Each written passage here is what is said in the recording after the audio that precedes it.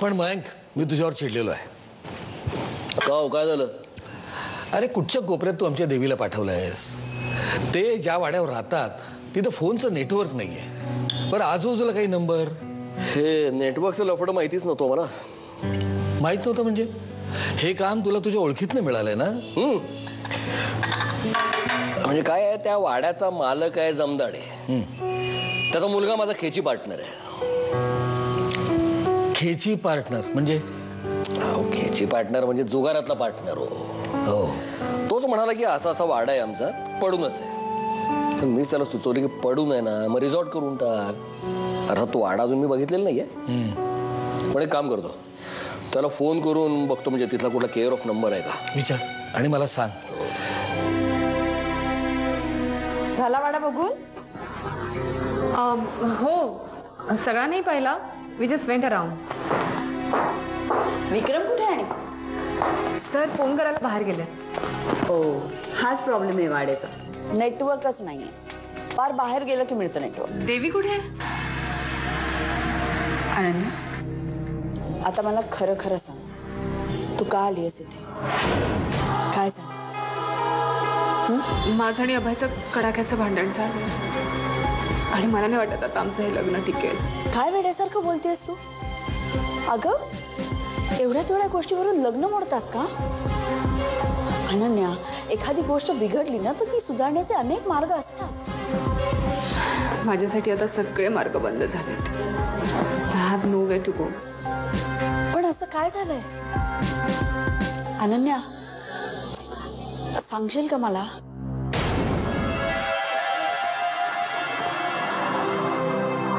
मला हे गिल्ट सहन होत नाहीये विक्रम.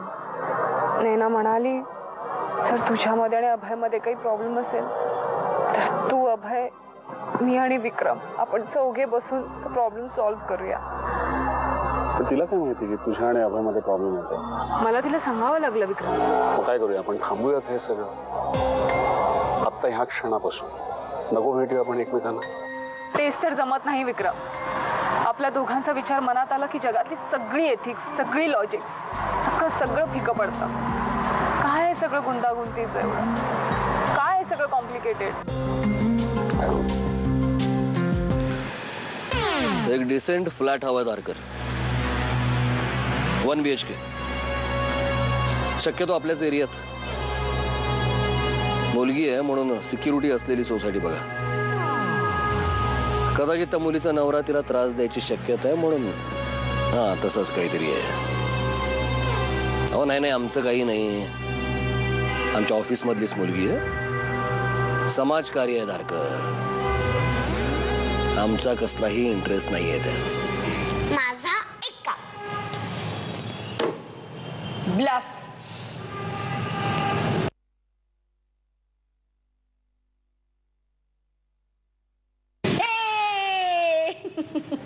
ब्लफ पकडला.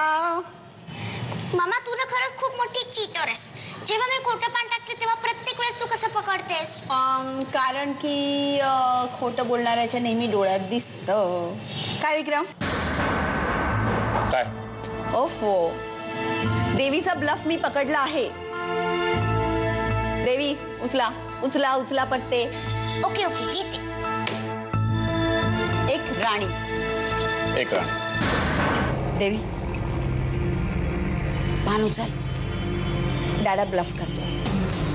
100%. अगं अगदी नक्की 100%. पण बघा मामा, जर का दादाचं पान खरं निघालं ना, सगळे पानं तुलाच घ्यावी लागतील. ओफो, उचल ग तू.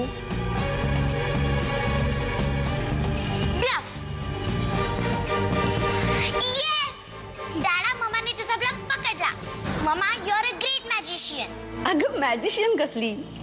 साधी गोष्ट आहे. मी एक राणी टाकली होती आणि मगाच्या डावामध्ये 3 राण्या ऑलरेडी गेलेल्या होत्या. प्रत्येक कॅटमध्ये किती राण्या असतात? 4. म्हणजे 4 राण्या झाल्या होत्या. ओ, असं आहे का? आता ही 5वी प्रायव्हेट राणी कुठनं काढलीत मिस्टर विक्रम बनारसे? ओ मिस्टर बनारसे, लक्ष कुठे आहे? बघून आलीस जमदाड्यांचा वाडा? कसं वाटलं? अनन्या, तुला काय वाटतं हेरिटेज रिसॉर्टसाठी तो प्रोजेक्ट जे आहे ना, मी तिथे फक्त जाऊन आले. मी वाडा अजिबात पाहिला नाही. आणि आय होप तुला माझी मनस्थिती माहिती. माझ्या घरापासून 5 बिल्डिंग सोडून ही बिल्डिंग आहे. 1 BHK फ्लॅट, फर्निश्ड. भाड्याची काळजी तू करू नकोस, ते मी बघून घेईन. तू आज सुद्धा राहायला जाऊ शकतेस. इनफॅक्ट तुला न्यायासाठीच मी आत्ता आलोय. Mayank, I am really sorry. जाऊ दे ग, सवय आहे मला याची. आणखी किती दिवस अशी स्वतःच्या घरापासून लांब राहणार आहेस?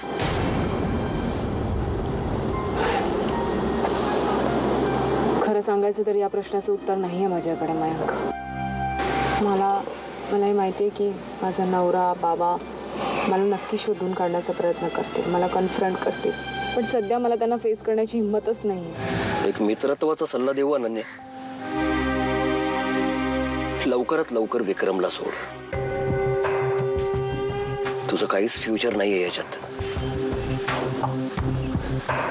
तुझ्या घरामध्ये हे सगळं जर कळलं नसतं तर गोष्ट वेगळी होती. जसं आत्तापर्यंत चालत आलंय तसंच पुढेही चालू राहू शकलं असतं. जे विक्रम नयनाबरोबर त्याच्या संसारात सुखी आणि तू तुझ्या पायाखालची ती जमीनच हरवली आहे. मधल्या मध्येच लटकली आहेस तू.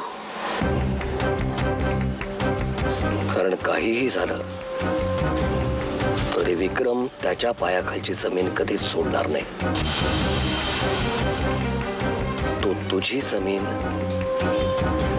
कधीच होणार नाही.